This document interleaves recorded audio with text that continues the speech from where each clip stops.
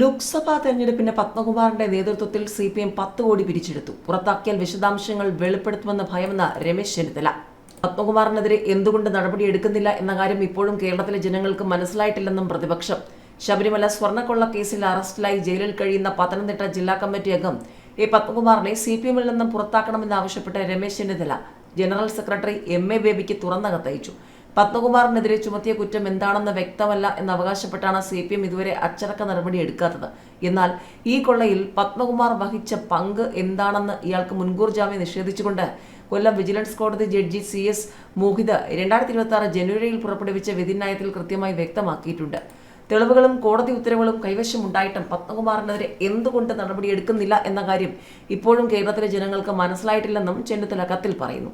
കഴിഞ്ഞ ലോക്സഭാ തെരഞ്ഞെടുപ്പ് കാലത്ത് സിപിഎം പത്മകുമാറിന്റെ നേതൃത്വത്തിൽ 10 കോടി രൂപ പിരിച്ചെടുത്തുവെന്നും പുറത്താക്കിയാൽ ഇതിന്റെ വിശദാംശങ്ങൾ പുറത്തു പറയുമെന്ന ഭയം കൊണ്ടുമാണ് കഴിഞ്ഞ 2 മാസക്കാലമായി ഇയാൾ ജയിലിൽ കിടന്നിട്ടും കോടതികൾ അദ്ദേഹത്തിന്റെ ജാമ്യാപേക്ഷ ഒന്നിലേറെ തവണ തള്ളിയിട്ടും സിപിഎം അച്ചടക്ക നടപടി എടുക്കാത്തതെന്ന ആരോപണം ശരിയാണെന്ന് കരുതേണ്ടി വരും.